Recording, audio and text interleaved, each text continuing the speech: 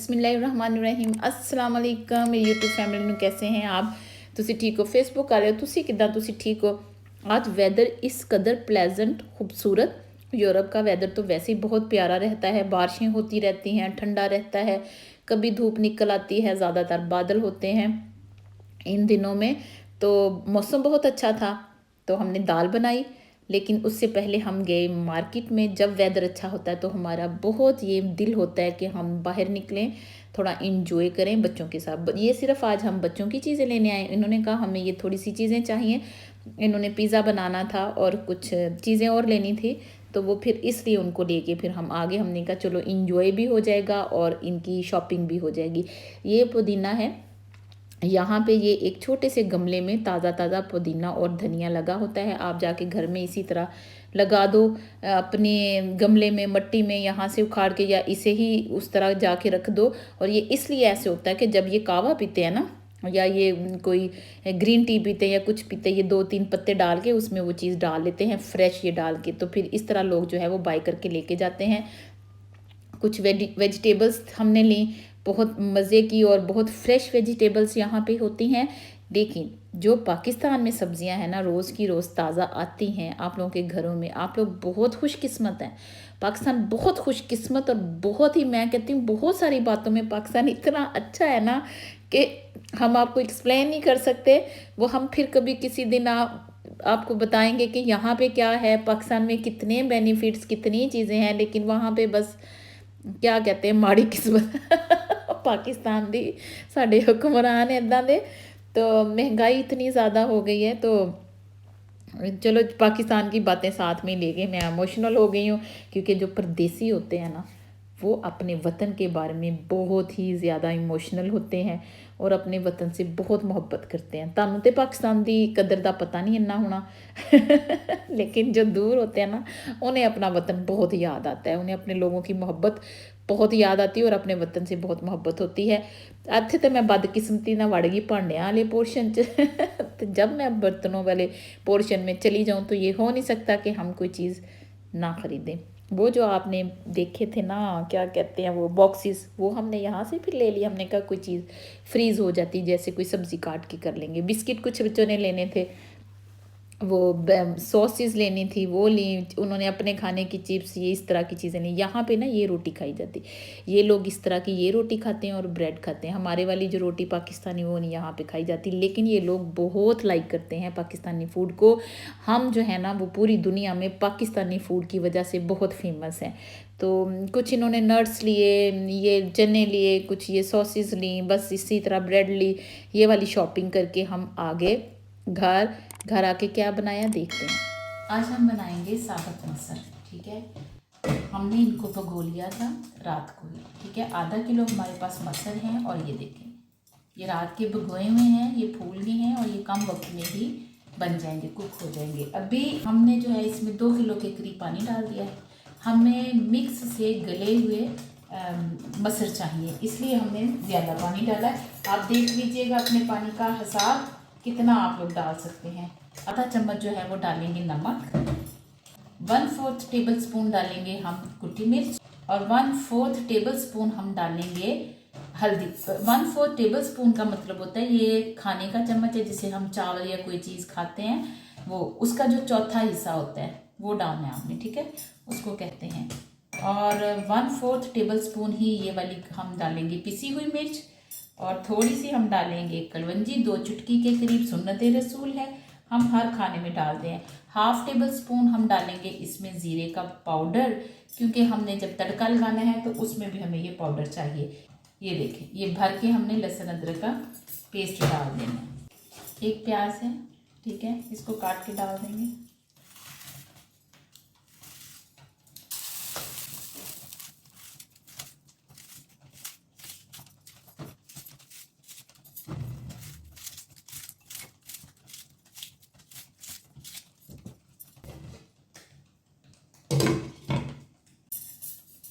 इस दाल को ढक के इतनी देर नहीं रखना कि ये उबल के बाहर आ जाए, क्योंकि ये उबलेगी और इसका पानी बाहर भी आएगा।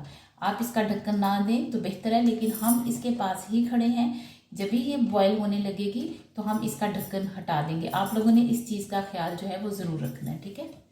दाल हमारी उबलने लग गई है। जब अभी उबलने लग गई तो हमने इसका ढक्कन उतार दिया है और इसको अब हम हिला देंगे थोड़ा सा।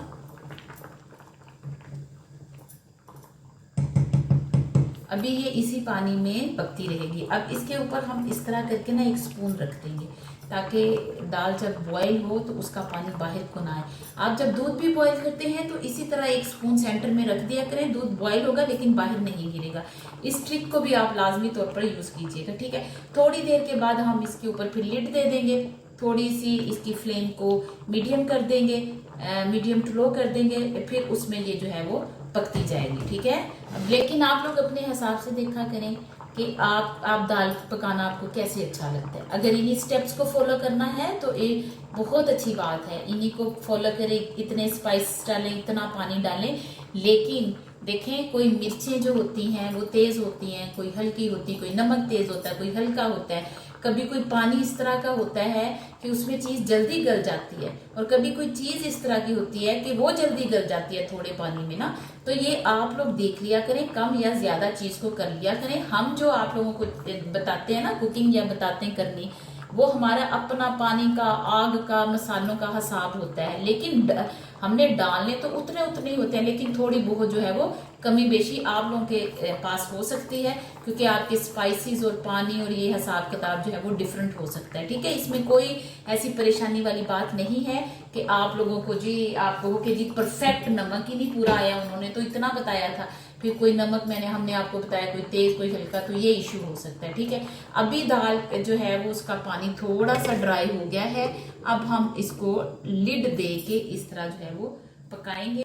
दाल हमारी कुक हो चुकी है, 45 से 50 मिनट लगे इसे गलने में, और मीडियम फ्लेम पर हमने इसको बनाया था। तो दाल को हम ज़रा इधर शिफ्ट कर देते हैं और तड़के के लिए रखते हैं ये पैन।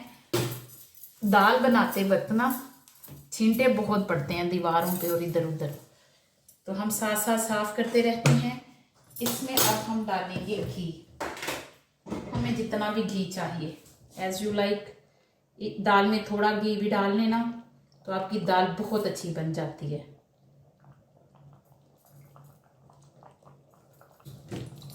तेल में हम डालेंगे लहसुन। लहसुन हमने इस तरह 3 जो है मोटे मोटे थे, इस तरह जो है हमने काट लिया है। लहसुन का तड़का किसी भी दाल में लगाएंगे ना, दाल इस कदर टेस्टी और मज़े की बनेगी ना, बहुत मज़े की। अगर आप कोई बंदा लहसुन को नहीं पसंद करता तो वो इसको स्किप भी कर सकता है, ज़रूरी नहीं कि उसने लहसुन का ही तड़का बना के खाना है।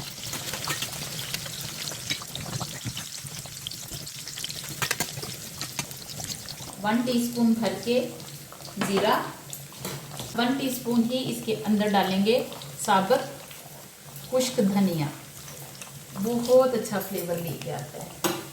नहीं है स्किप कर दें, लहसुन अकेले का लगा सकते हैं। और 1 टीस्पून ज़रा थोड़ी सी भर के हमने डालनी है सुरख मिर्च, कुटी हुई जो है चिली फ्लेक्स। थोड़ा सा तड़का, ये लहसुन थोड़ा सा हो जाए, ये बस हमारा तड़का रेडी है। तड़का रेडी हो गया है, इसको इसमें डालेंगे। ये दाल को इधर करते हैं, सारे तड़के।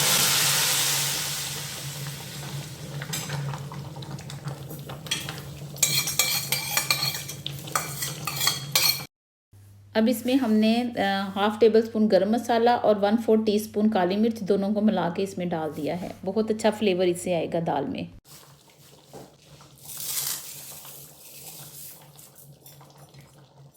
इसमें आप एक बड़ी जो है वो हरी मिर्च काट के डाल दें, आपकी मर्ज़ी है, लेकिन आप बाद में डालिएगा। अगर आप तीखा खाना चाहते हैं पहले भी डाल सकते हैं, फिर सारा टेस्ट हरी मिर्च का दाल में आ जाएगा।